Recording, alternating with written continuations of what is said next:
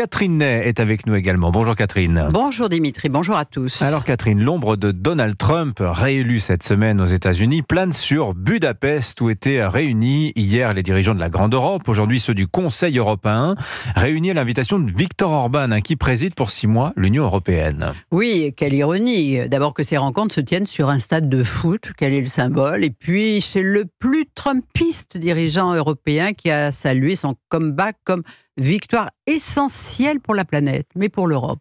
Est-ce que ce sera l'occasion de serrer les rangs pour agir ensemble ou au contraire, chacun va-t-il tenter de jouer sa carte personnelle pour s'attirer les bonnes grâces ? Tous avaient déjà félicité le vainqueur et Emmanuel Macron le premier, avant même la proclamation officielle des résultats, par un tweet en prévenant Olaf Scholz, qui aussitôt a fait le sien, au moment où sa coalition explosait avec le limogeage du ministre des Finances. Et vous savez pour quelle raison ? Eh bien, figurez-vous, c'était son refus obstiné de laisser filer la dette pour financer l'industrie, les dépenses militaires, au moment où la France, elle, en a trop laissé filer. Vous voyez, vérité en deçà, erreur au-delà, comme on dit. Alors, Olaf Scholz, d'ailleurs, n'est pas venu à Budapest. Eh ben non, son opposant de la CDU lui demande d'organiser vite des élections au plus vite. Est-ce qu'on dira bientôt adieu, Olaf ? Mais en tous les cas, il n'y a plus de couple franco-allemand.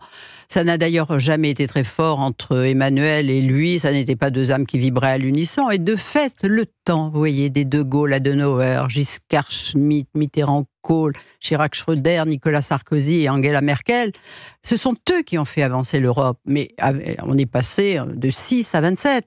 Mais c'était la France qui a amené des idées. Ça, c'est vrai. Et Valéry Giscard d'Estaing, en 75, osait dire à la télévision: mon idée fondamentale, c'est que la supériorité de la France est la supériorité de l'esprit. Pas de la force, non, de l'économie non plus, mais c'est le pays qui conçoit le mieux les problèmes de son temps et apporte les solutions les plus imaginatives.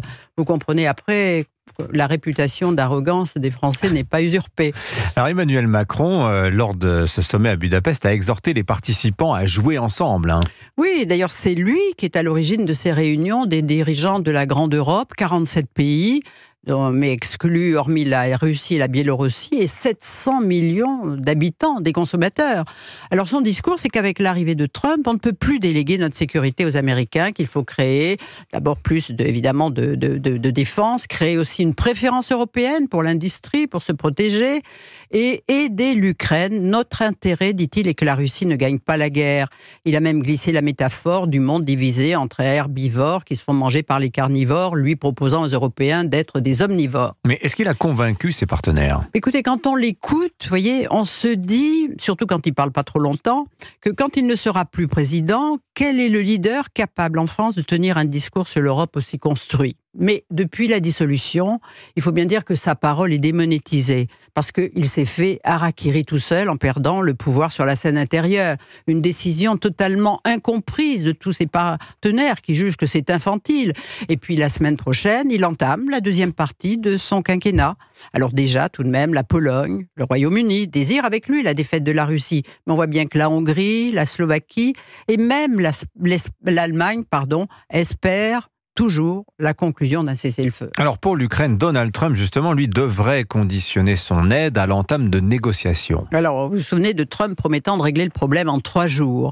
Vladimir Poutine ne lui a pas envoyé de tweet pour le féliciter de son élection.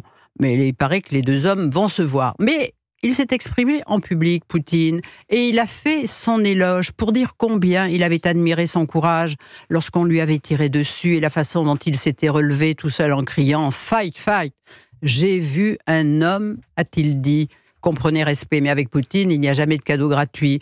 On a aussitôt fait part, bien sûr, à Donald Trump de ce compliment. Et on sait bien, Poutine le sait, que c'est un homme qui ne déteste pas qu'on le flatte et qu'on peut aussi obtenir beaucoup de lui. Illustration de la fable du corbeau et du renard. Mais s'il propose à Poutine les termes d'un cessez-le-feu convenu avec Kiev et les alliés européens, cela voudrait dire aussi que Poutine ne pourrait plus poursuivre sa lente guerre d'usure, comme si de rien n'était, en s'emparant de tout ce qu'il peut et en détruisant le reste qui est sa vraie.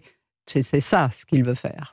Signature Europe 1, Catherine Ney. Merci beaucoup, Catherine. Il n'a pas trop parlé hier Emmanuel Macron, justement. Non, 20 minutes, et c'est pour ça qu'on a retenu ce qu'il disait, alors que son dernier discours, qui avait duré 2 heures, nous avait assommés et qu'on n'a plus rien retenu. Voilà. Merci beaucoup, Catherine. À la semaine prochaine.